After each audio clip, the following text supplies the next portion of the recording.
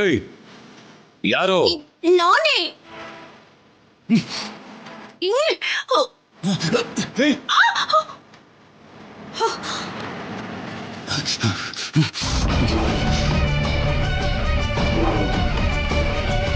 ಅಮ್ಮ ಅಮ್ಮ ಏಯ್ ಏನ್ ಬುದ್ಧಿ ಇಲ್ವಾ? ರಾಜು ಹಾಗೆಲ್ಲ ಹೇಳಲ್ವಲ್ಲ, ಆದ್ರೆ ಧ್ವನಿ ಮಾತ್ರ ರಾಜುದೇ. ಹಾ, ಬುದ್ಧಿ ಇದೆ. ಬುದ್ಧಿ ತುಂಬಾನೇ ಚೆನ್ನಾಗಿದೆ. ರಾಜಿನ 9 ತಿಂಗಳು ಗರ್ಭದಲ್ಲಿ ಹೊತ್ತ ತಾಯಿ ನಾನು. ನನ್ನನ್ನು ಆ ಕಡೆ ಕಳಿಸಿ ನೀವೊಬ್ರೇ ಕನ್ಯಾದಾನ ಅದು ಹೇಗ್ರಿ ಮಾಡ್ತೀರಾ? ನನ್ನ ಮಗಳ ಮದುವೆ ನನ್ನಿಷ್ಟ. ನಾನು ಹಾಕಿದ ಗೆರೆನ್ ದಾಟಿ ನಾನು ಬೇಡ ಅಂದವ್ರ ಜೊತೆಗೆ ನೀನ್ ಹೋದಾಗ ಆಗ ನೆನಪಕ್ಕೆ ಬರ್ಲಿಲ್ವಾ ನಿನ್ ಮಗಳು?